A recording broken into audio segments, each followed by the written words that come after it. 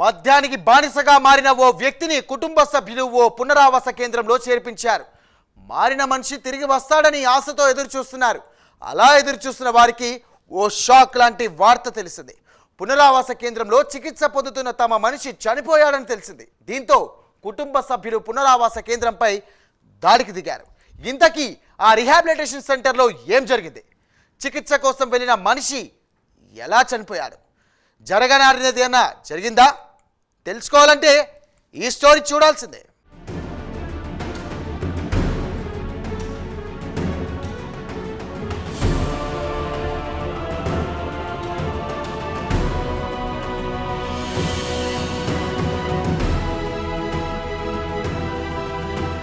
మేడ్చల్ మల్కాజ్గిరి జిల్లా Keesara police station పరిధిలో నాగారంలో ఓ దారుణం జరిగింది.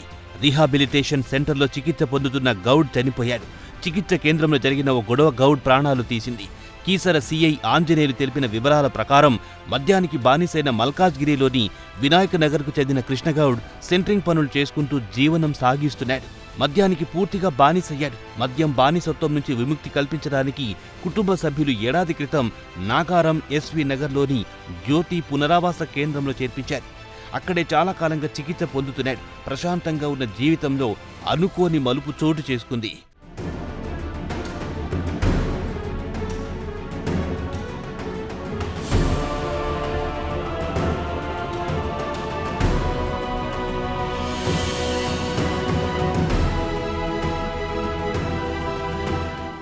ఆగస్టు 17వ తేదీ రాత్రి రిహాబిలిటేషన్ కేంద్రంలో గొడవ జరిగింది.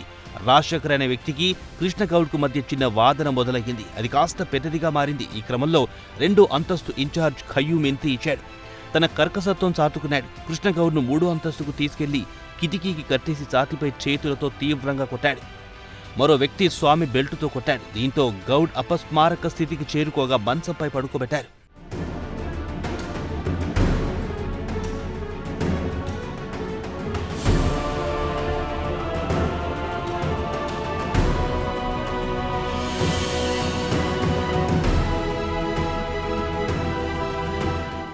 ఆగస్టు 18వ తేదీన తెల్లవారుజామున వెళ్లి చూసేసరికి కృష్ణగౌడ్ చనిపోయి ఉన్నారు. 2వ అంతస్తు ఇన్ఛార్జ్ ఖయ్యూమ్ వెంటనే పరారయ్యాడు. గౌడ్ చనిపోయిన వార్త కుటుంబ సభ్యులకు తెలిసింది. వెంటనే వారు పోలీసులను సంప్రదించారు. మృతుని కుటుంబ సభ్యుల ఫిర్యాదుతో కీసర పోలీసులు కేసు నమోదు చేశారు. 2 వారాల క్రితమే కేంద్రానికి వచ్చినప్పుడు నేను మారుతాను, త్వరలో ఇంటికొస్తానని చెప్పాడని కృష్ణగౌడ్ భార్య తెలిపారు. హత్యకు కారకులైన వ్యక్తులను కఠినంగా శిక్షించాలని ఆమె డిమాండ్ చేశారు.